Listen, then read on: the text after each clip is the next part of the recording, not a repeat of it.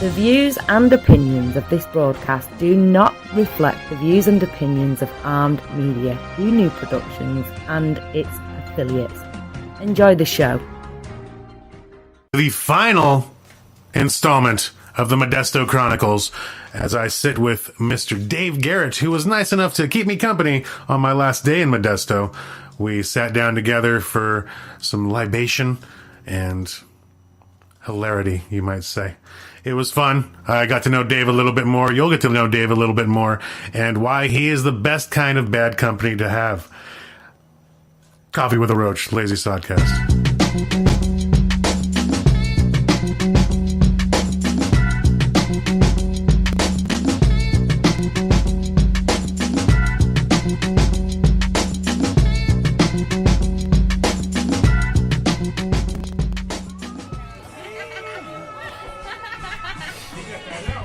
Dave, where are we? Taproom in Modesto, California. Yeah. And you are? Dave Garrett. Okay. Tommy the Roach, Tommy the Roach, Coffee with a Roach podcast, the Lazy Sodcast, here in beautiful Modesto with the Modesto series of interviews that I'm doing in various levels of drunkenness and sobriety. The last interview we're going to have today is Mr. Dave Garrett with his fancy Budweiser helmet. He drives a vintage VW bus, and if Sublime were a person, it would look like him. Except alive. Not so much heroin. I'm not knocking heroin. Nobody's knocking heroin. Nobody's knocking heroin tonight. If there's any heroin dealers listening right now, then we're not knocking you. Make a dollar. You know? Not at all. Now, Dave, you're in the comedy scene out here in Modesto. How long have you been doing it for? 3.5 years. Well, actually 4, but I had a restraining order. So I couldn't do it for like 8 months, 9 months. And so yeah, I took a break. Rewind a little bit. Rewind. Took a little break for... As much as you can go into it, what was the restraining order that kept you away from comedy? Because that's an interesting circumstance. Well, I went through a divorce. Okay. Right? And I got accused of domestic violence. And I did a bit on how, I was talking about my life, right? Yeah. We do that as comedians. We talk about our life. Yeah, you draw from experience. Made a joke about it that was recorded, and yeah. And that so, they used as evidence? Well, it was the only part of her body my fist ever touched was the inside of her vagina. It was a good fisting joke. I thought it was funny. That's the most loving version of domestic violence I've ever heard. Yeah, but apparently a lot of chicks have been hit inside their vagina in the courtroom, and they got a little weird about it. So I couldn't talk. They're fishing from a very strange pool from the jury. If that's... Yeah, I mean, I fucked up too. I fucked it up too, because I said some other stuff too, but I'm not gonna, admit fault right now. And how much of that impacts your comedy and your writing? Like that kind of experience? I got super dark when I lost my kids for a year and a half for the court system. They gave them right back to me because I didn't do any of it. Mm-hmm. And I got super dark because I was like, fuck, the court system could take away their kids with a good dad, solid father, didn't do drugs, didn't even drink. Yeah. And I started all that after though. But it was kind of like a gift and a curse, but at the same time, that's where my dark comedy comes from. Because I used to do... So, if you've ever seen any of my first videos, I used to do like a little church Christian comedy. Really? Super clean, yeah. I'm gonna have to look that up. Yeah. Where can you find that? I think on one of my Facebook profiles. If you have like one really long one, well, there was a you joke. need to post that. There was a joke about how it's not biblically accurate, right? But the Bible's not biblically accurate. It's fine. Well, yeah, I don't know. You got to read the whole thing to really and be alive. Well, it's not much then. of a page turner, so I can't get too much of it. I'm not gonna say one way or the other. I do say God set the standard when He got Mary pregnant and abandoned her. But But I would say it goes back to the old thing of if you were seeing a girl and you came home one day and she said, I was like, I am magically pregnant. If this was not, the time of togas and tents, you probably wouldn't believe that. She'd been hanging out with Moab, not just Joseph's. Exactly. Probably. So it's like, you never know. But Joseph took the torch on that one. Hey, that girl sounds like she was the fucking neighborhood tricycle, I don't know about that. Just there's a lot of correlations between like the Egyptian history and biblical history, but I used to do biblical jokes. Oh, really? Because I used to be in recovery, and I think one of them was like talking about how Moses saw the burning bush and got the 10 Commandments. My ex-wife must have seen 1,000 bushes burning because she commanded. She had a lot of commandments. And that was like, you don't have to be that funny to be in church. No. Cracking jokes. No, look at the guy at the fucking podium on Sunday mornings. That guy is bland. Yes. Very bland. Well, I haven't been to a podium on Sunday mornings recently, but... I go to church. You go to church? When I can. It makes me feel better. So what's when I can? Like just maybe like one Sunday every year? 4 months. You go like, okay, so you go like holidays? But I still go to recovery meetings, which is strange. You do? I do. Which is strange because we're both enjoying a beverage. Hope my sponsor doesn't hear this. I'm pretty sure he's dead because he hasn't called me in a while. Either that or he gave up. Either way. Yeah, you probably gave up because you still drink. I mean, you gotta it's hard to have the desire to quit when you don't suffer consequences for your actions. Oh, I've suffered consequences, friend. Like what kind? 2 DUIs so far. Okay. I flipped a car and died once, and then the cops found me on a train track in the car. Yeah. So none of that for me. So no. I haven't had any of that yet. Like my worst one was I was coming off of a intersection, and the eyewitness, because I don't remember, I was blacked out. The eyewitness says all he heard was Metallica, and then he saw my car flying around the corner and hit a tree. Wow. And the even worse part is it's song it was. It was Fade to Black. It's all the more appropriate. See, I'm lucky I live in the country because there's not a lot of cops. The sheriffs take hours to patrol it, and I've fallen asleep many times on the side of the road, just like snoozing and door open, lights on, and car running. Sometimes I run out of gas. I sleep so long. What's the stickiest situation you've been in and you've gotten out of, minus the past 2 months? Minus the past 2 months, I would say. Like go back in the reaches of the history of Dave. Sticky. I don't know. There's a lot of. What's something you think of maybe once a week? When I bought 2 hookers and a cocaine on camera at the Hilton for another dude, right? Because I took his girlfriend. For another dude named Dave. No, Chris. His name was Chris, but I took his girlfriend. I felt bad, so I said, "Hey, I feel like a dick. So what do I need to do?" And so we went Dutch on 2 hookers, from 2 black hookers. You went Dutch. Yeah, but I only gave him half the money up front, and they tried to rob me, but I put the other half in my sock, so they didn't get anything. They tried to rob me, and the cops showed up in my hotel room, and it was all just all over the place. And your life sounds like an insurance commercial. No, this is all 100% legit. And I continued to see that chick for like 9 months until she tried to hack me and steal all my shit. But no, it was an interesting time because they came and the cops came in. They said, "Hey, we've got you on camera buying hookers right outside of the Hilton." And I said, "Well, I wasn't buying them for me, but I that's gonna fix it." Well, no, but I also said I was drunk and I could not consent to a financial transaction because you can't. And clearly they were sober. They were sober. The hookers were sober. And I said, "They're sober. She's chasing them." And then I said, "Plus, it's almost rape because you can't consent to sex when you're drunk." But they walked away. They go, "We're not dealing with this." The verbal circles you just ran. No, they said the only they walked time, away. They walked away. The only time I've had anything close to that is when I accidentally drove to TJ. Yeah. And I got back up to the border coming back, and I was handing him my ID, and he goes, "Just go. Just please go. Just leave." Wow. Yeah, right? I should have been in prison in Mexico for that.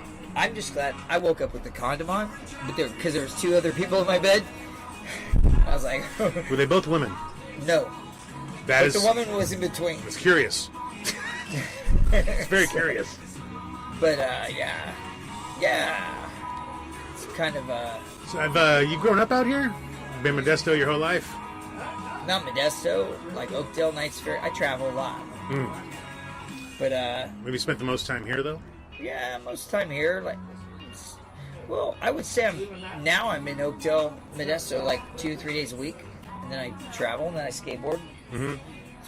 That's how I can tell if I can drive home is how well I skateboard. If you're swerving too much on the skateboard, you probably just crash. I have a breathalyzer too. I mean, is that how your car starts?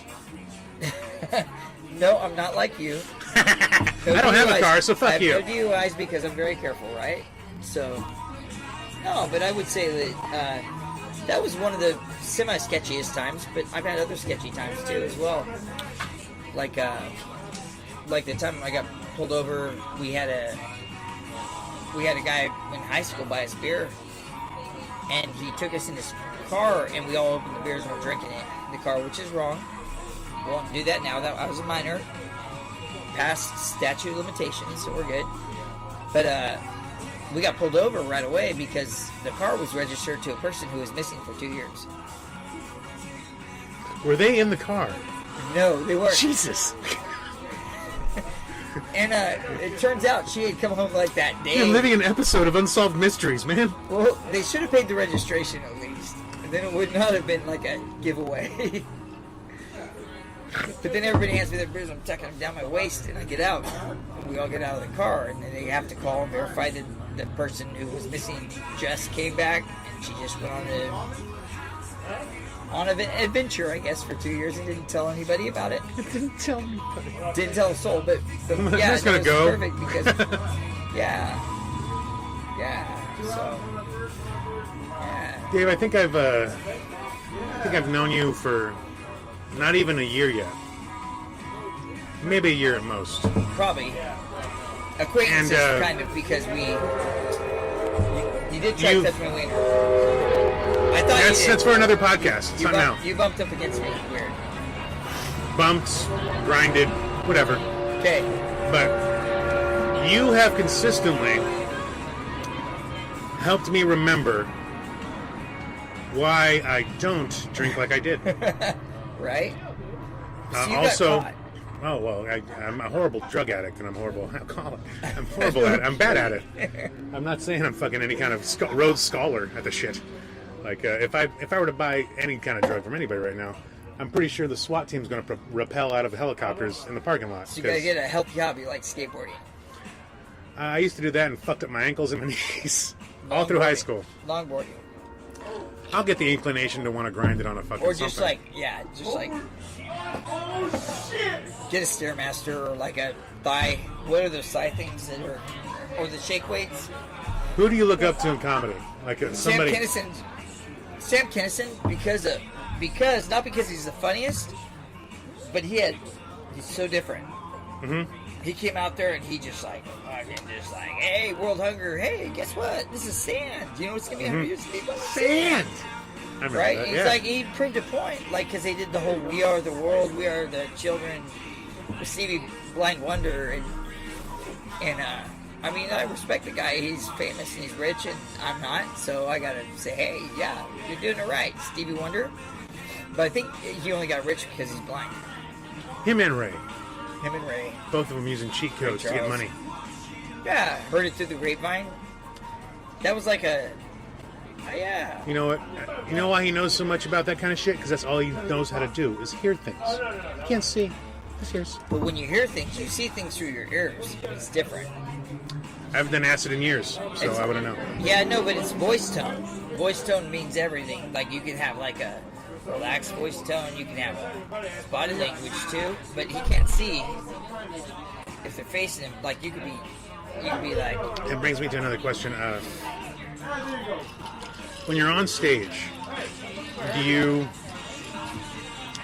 take on a character, or do you are you yourself? It's like, or do you try and like control your vocal kind of thing? It's like 60, 40, 70. All right. So it depends on the day. So I don't take on a character so much because a lot of the stuff I talk about is real, but I embellish it sometimes. Mm-hmm. But then most of the times I embellish it and make it lighter than it actually was. So it could have been much worse. So I embellish it to make it like, so I don't go back to court. I don't want to lose my kids again. But like 3 of the girls I dated lost their kids in a row. And so that's why And they're fine. Yeah, no. But that's why I had a Tinder profile and I was honest about it. I said, hey, have you ever partied so hard you lost your kids? We might be a match. Left. Yeah. No, I actually got a lot of people that Really? lost their kids. It's an untapped market, I guess. Dude, you don't have to deal with Christmas presents. You don't have to deal with anything if you date them. I mean, it's like a perfect situation other than the batshit crazy. There's no avoiding that. That just goes with the territory. When you're swimming in the pool you're swimming in. Yeah, well, I don't necessarily swim in one pool. I swim in all the pools, but yeah. Like, you know, it's always good to blame your kids for causing a divorce. That way you don't have to take any of that When you on. were in recovery, Yeah, briefly. was it a self-inflicted sobriety, or was it a court ordered? So I thought I was going to die for a while. I got sick. Mm-hmm. And they had me on fentanyl and all kinds of crazy things. And I didn't, there was like no hope. They didn't know when I was going to die, but I had 2.5 years in and out of hospitals. Got brain damage from it too. Because I had toxic mold in my house, black mold, right? Explains a lot. Yeah. Yeah, it's a superpower though, because I can get hit by a car and not have any feelings in my body. So I can just roll off of it, and I don't have that pain. Again, Dave has no feelings. It explains a lot. Well, I mean, I genuinely do. I'm a genuine person. That's the best way I can explain it. I want to say I have genuine feelings or whatever. I genuinely feel things because I'm a genuine person. But no, like I've been hit by cars. And I've been hit, like most You times, would win the presidency. Just with that fucking thing right there. Well, I'm yeah. a genuine person. Like I don't like to lie. I don't like to be dishonest, right? Mm-hmm. And so, but that's why it's hard to have a girlfriend, because I skateboard down hills with cars going 55, 60 miles an hour, just dead animals, and like if I were to fall off my board, I get run over clearly. Yeah. But at the same time, it's like I know I can do it, and I know I can, and I haven't yet. But if I die, I'd love to die on my skateboard. That'd be the way to go. But I don't Does want that to die same yet. kind of ideology come into play when you're on stage? Like that kind of... No, I'm just still getting in my groove on stage. I've been producing shows and bringing in good comics and doing. I have a good solid set, 10-minute set, but that can take anywhere, and I can do more time. But I just am, you know, I get distracted by. Yeah, I get you. I Yeah, get you. without I'm right there saying with it, you. Yeah. we'll say. I know. Yeah. So, but I have plenty of material. It's just, but I like producing shows, and we're producing shows throughout in Oakdale, and we're gonna start doing some next year when the wedding season's off. It's like I try to say that without a slur, and I'm quartered not to drink, so I didn't slur. But hey, no, we do. Where do you produce shows, Dave? Riata in Oakdale. Okay. Yeah, done a show there, and Is that like a regular thing for you? no, that was my first show. I actually just kind of like Okay. bullshitted my way in, Mm-hmm. and but it was awesome. We had food, we had spotlights. Kabir closed it. We sold out 2 weeks before the show. We had 170 people want to buy tickets that couldn't, Damn. and we had 60 door people that couldn't buy tickets. So we're gonna do January, February. We're gonna do some big stuff here, and I'm gonna bring in like big comedians, and then occasionally, like I want to put a local comedian in to give him the, because I'm a local guy. I like to support local, but you know, it's like our last show was a hit, but so you got the Deaf Puppies. You know about Yeah, Deaf Puppies, I know right? that, yeah. And you got Jimmy, and they don't like hang out. Do they not meld? I don't think they're like they hate each other, but they don't like It's just too I think they actually hate each other. contrasting I think that they think Jimmy just sucks, and so I made Jimmy my sound guy, but I had him go up and do the introduction, so he had to work with the deaf puppies because I hired deaf puppies and then Kabir for the show, but I did that to fuck with them all. But at the same time, that's a good lineup. Yeah, and we had a stellar show. Like puppies, Jimmy, or Jimmy then puppies, either way. And we had a stellar Then with show. Kabir at the fucking end, that's a fucking great lineup. Dude, we had a stellar show, and Jeremy, if I hadn't had a bunch of Jack and Cokes, which I didn't have because I'm quarter not to drink. Court order, no drinking. Yeah, no. Yeah, they killed it. It was a. We put spotlights up so people wouldn't congregate at the bar. I think a lot of times people don't plan the shows out. They don't plan, like, if you have a spotlight towards the stage and you dim the lights, people aren't going to be at the bar. You get servers to come out, and you don't get to talk. You have a big you enough don't get the spotlight, noise. Yeah. But December 14th, I'm doing a Santa Claus show. If you want to come up and do it, December 14th. This is I probably get kicked out, so you might have to host it after I get kicked out because I'm Santa. Your shit is just all over the place, Dave. No, I got thrown out of my own show. You know what? Maybe in a fist fight. You say 14th? Yeah, December 14th. Come on up. Yeah, I got another gig up in Humboldt on the 13th. Yeah, so do that, and you can bring one of my Humboldt girlfriends back with you. And I don't want to have to. I don't want to have to fucking fog my friend's car. That sounds horrible. I know that sounds horrible, but it's true. No, but them kids we're up gonna do there, a show there. they We're get a gonna little do a show patchouli. there, and I'm a really terrible Santa. Like I'm restraining order Santa. I sit on their laps, and I'm gonna try to get Insane Wayne to come because he's in a wheelchair. He's a black guy in a wheelchair, and I'm gonna try to get him to be the chair for Santa. And then they sit on the lap, and then I sit on their lap. So it's like three of us on Insane Wayne's lap. But Insane Wayne's a badass comedian. He's the best comedian out there, I think. And I want him to be the headliner. Talked about it a while ago. I've got to secure it. If not, I got my restraining order Santa bit. Will just, yeah. Dave, I enjoy talking to you for a number of reasons. One of them I already went over, but because we both have criminal charges. That's one of the reasons. I relate with you. I empathize. Collaborate.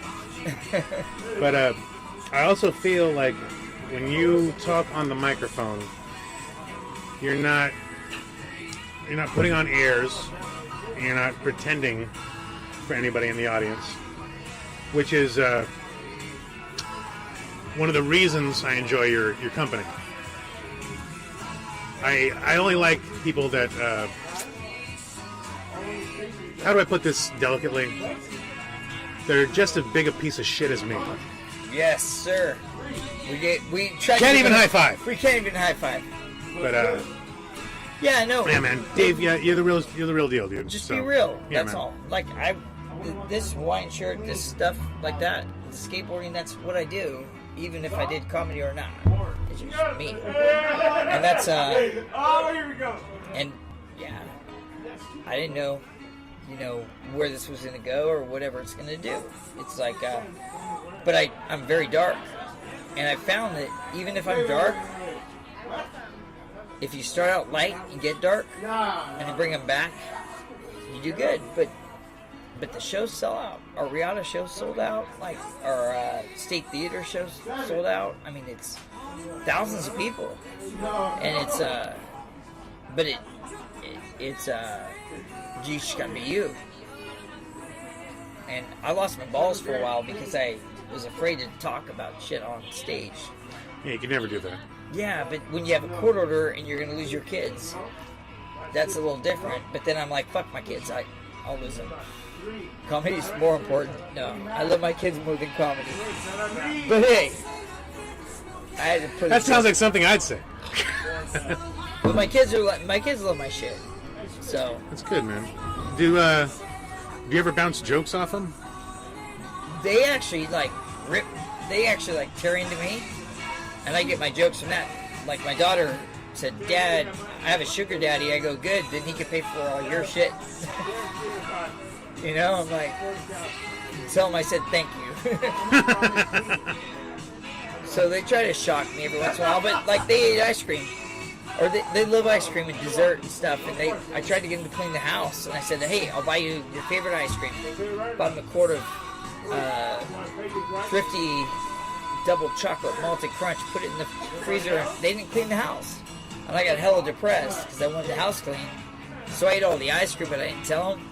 But I put the box back in the freezer, like they do with the orange juice. And the next day they're like, open up the freezer, like, oh, we've got the double chocolate malted crunch. Let's go clean the house. So I'm like watching them bust their ass clean the house, and they go to open up the ice cream box, and guess what? Boom, nothing. There's like one malt. I'm just going to put this out there, man. If you ever want me to come to your house and just eat a gallon of chocolate malted ball crunch in your living room in front of your children, I'll do that. Yeah, but the whole point was to get them to motivate them with ice cream, but they delayed, they procrastinated, but they learned that from me. So I can't really like say, hey. I think you inadvertently taught them a lesson about procrastination. Well, I taught them a lesson too about like putting the orange juice with like a drop of orange juice back in the fridge when the garbage is like you just turn around and the garbage is right there. I think all they learned is my dad is an I'm asshole. like, I learned from watching you. That's like that shit. I would have cleaned the house, Dad, but all I learned was you're a dick. Yeah, right? But then I started, like, the hard thing is like, because they don't have a lot of friends I don't have a lot of parents with kids their age because I had sex with most of them. And so I'm like, I friend zone one of them, and it's like 2 years younger than the youngest one, but it's like, hey, you got one. You have a whole different laundry list of fuck-ups than I do. No, totally. I have just nothing but fucking juvenile delinquent shit. I don't get caught. I get caught for a lot of drunk and drug shit. Sweet Jesus. Well, see, here's what you gotta do. Is you just gotta, like, think of all the possible outcomes whenever you do something. And say, okay, if this happens, what am I gonna do? If this happens, what am I gonna do? You don't have to do it every time because you already have those in your head.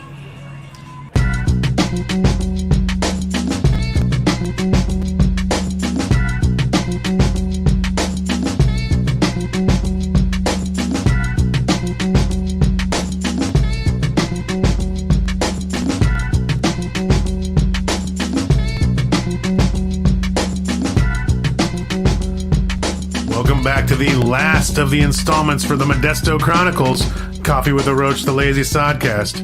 My interviewee this time around was one Mr. Dave Garrett, good friend of the show. He's a comic, newer in the game, but he's fun company to have around. You're going to hear some stories and learn about how to not live your life from both myself and Dave. So sit back, get a notepad and pen and take note. Hopefully you will not repeat these mistakes. Coffee with a Roach, the Lazy Sodcast. You can check out other episodes of Coffee with a Roach on cultmusic.com. And if you need it spelled out for you on construction paper with crayon, it's CULTMUZIC. Even I need help, and I'm a goddamn genius.